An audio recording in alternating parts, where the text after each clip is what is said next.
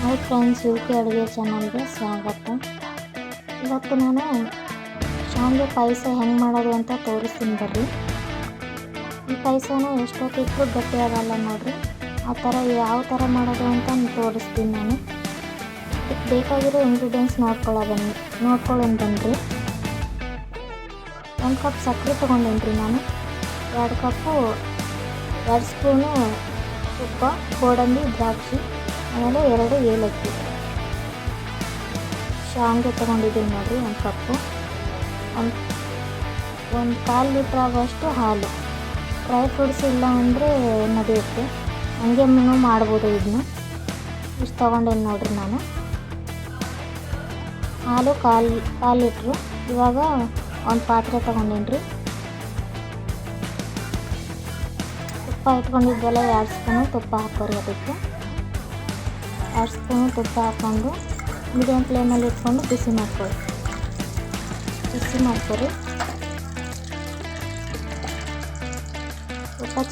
ತುಪ್ಪ ಇಲ್ಲಾಂದ್ರೆ ನೀವು ಎಣ್ಣೆ ಹಾಕ್ಕೊಂಡು ಮಾಡ್ಕೊಬೋದು ನೋಡಿರಿ.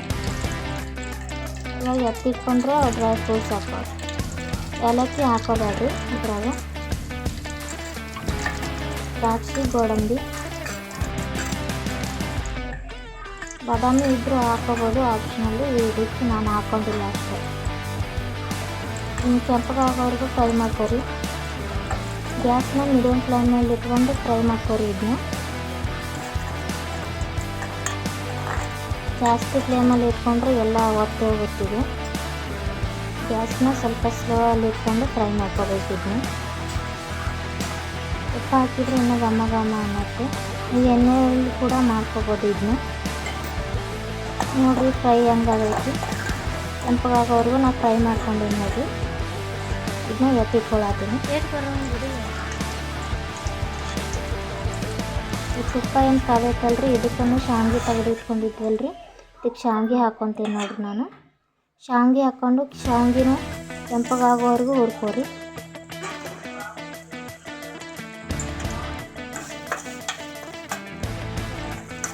ಗ್ಯಾಸ್ನ ಮೀಡಿಯಮ್ ಫ್ಲೇಮಲ್ಲಿ ಇಟ್ಕೊಂಡು ಹುರ್ಕೋರಿ. ಇದನ್ನ ನೀವು ಜಾಸ್ತಿ ಫ್ಲೇಮಲ್ಲಿ ಇಟ್ಕೊಂಡ್ರೆ ಶಾವಿಗೆ ಎಲ್ಲ ಹೊತ್ತು ಹೋಗುತ್ತೆ. ಇದು ಮೀಡಿಯಮ್ ಫ್ಲೇಮಲ್ಲಿ ಇಟ್ಕೊಂಡು ಹುರ್ಕೋರಿ. ಬೇಗನೆ ಆಗುವಂಥ ರೆಸಿಪಿ ಇದು. ಹಾಲೇನು ಜಾಸ್ತಿ ಹಾಕೊಳ್ಳುವಂಥ ಅವಶ್ಯಕತೆ ಇಲ್ಲ, ಸ್ವಲ್ಪನಾದರೂ ಹಾಕೋಬೋದು. ಈಸಿಯಾಗಿ ಯಾವ ಥರ ಮಾಡ್ಕೋಬೋದು ಅಂತ ನಾನು ತೋರಿಸ್ತಾ ಇದ್ದೀನಿ. ಇದನ್ನು ಎಷ್ಟೊತ್ತು ಇಡ್ರಿ ನೀವು ಗಟ್ಟಿ ಆಗಲ್ಲ. ಸ್ವಲ್ಪ ನೀರು ಹಾಕೋರಿ. ಇದಕ್ಕೆ ನೀರು ಮಿಕ್ಸ್ ಮಾಡ್ಕೊಳ್ಳಿ, ಹಾಲು ಸ್ವಲ್ಪ ಹಾಕ್ಕೊಳ್ಳಿ, ಇನ್ನೂ ಗಟ್ಟಿ ಆಗಲ್ಲ ಇದು.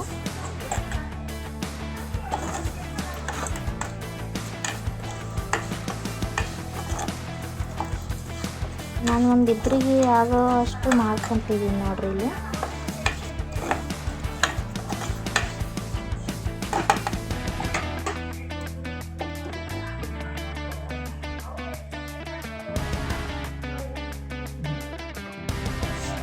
ನೋಡಿರಿ, ಈ ಥರ ಕೆಂಪಗಾಗುತ್ತದೆ. ಹಿಂಗೆ ಹುರ್ಕೋರಿ ನೀವು. ಕೆಂಪಗಾಗಿಲ್ಲ ಅಂದ್ರೆ ನಡೆಯುತ್ತೆ, ಆದರೆ ಕೆಂಪಗಾದರೆ ಇನ್ನೂ ರುಚಿ ಚೆನ್ನಾಗಿ. ನಾನು ಹಾಲು ಇಟ್ಕೊಂಡಿದ್ದಲ್ರಿ ಸೈಡಿಗೆ, ಅದನ್ನು ಹಾಕ್ಕೊತಿದ್ದೀನಿ. ಸ್ವಲ್ಪ ಹಾಕೋರಿ ಅದರಲ್ಲಿ. ಇನ್ನೂ ಸ್ವಲ್ಪ ಎತ್ತಿಟ್ಕೊಳ್ಳಿ, ಆಮೇಲೆ ಹಾಕೊಳ್ಳೋಕ್ಕಿರುತ್ತೆ.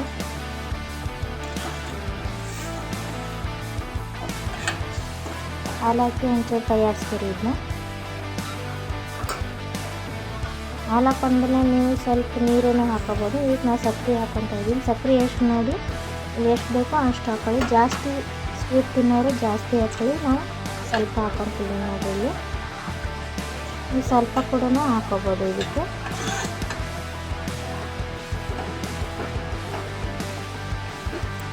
ಮಿಕ್ಸ್ ಮಾಡ್ಕೊರಿ ಸಕ್ಕರೆನ. ಡ್ರೈ ಫ್ರೂಟ್ಸ್ ಏನು ಹುರಿದಿಟ್ಟಿದ್ವಲ್ರಿ ನಾವು ಆಗಲೇ, ಅದನ್ನು ಹಾಕ್ಕೊತಿಲ್ಲ. ಇವಾಗ ಏಲಕ್ಕಿ ಹಾಕ್ಕೊತಾ ಇದ್ದೀನಿ, ಅದನ್ನು ಕೂಡ ಹಾಕೊಳ್ಳಿ.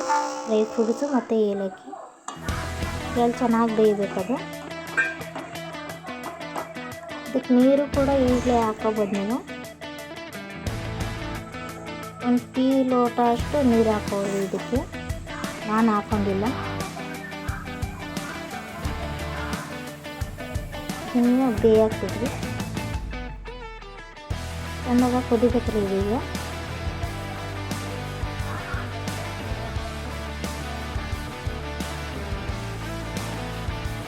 ಏನು ಜಾಸ್ತಿ ಕುದ್ಸಕ್ಕೆ ಹೋಗ್ಬೇಡ್ರಿ, ಒಂದು 5 ನಿಮಿಷ ಕುದ್ರೆ ಸಾಕು. ಇದು ಶಾವಿಗೆ ತಿಳಿ ಇರ್ತೈತಲ್ರಿ, ಅದಕ್ಕೆ ಬೇಗನೆ ಕುದಿಯುತ್ತಿದೆ.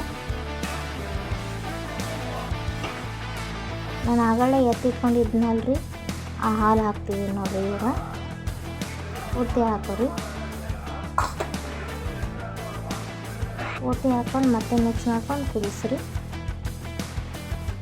ಇವಾಗೇನು ಹಾಲು ಹಾಕ್ಕೊಂಡ್ಮೇಲೆ ಕುದಿಸೋವಂಥ ಅವಶ್ಯಕತೆ ಇಲ್ಲ. ನೀವು ಹಾಲು ಹಾಕ್ಕೊಂಡು ಕುದಿಸ್ತೀರ ಅಂದರೆ ಮತ್ತೆ ತೀರಾ ಗಟ್ಟಿ ಆಗುತ್ತಿಲ್ಲ. ಸ್ವಲ್ಪನೇ ಮೀಡಿಯಮ್ ಫ್ಲೇಮಲ್ಲಿ ಇಟ್ಕೊಂಡು ಇದನ್ನು ಸರ್ವ್ ಮಾಡ್ಕೊಳ್ಳಿ. ಇಷ್ಟೇ ನೋಡಿ ಶಾವಿಗೆ ಪಾಯಸ ಮಾಡೋದು.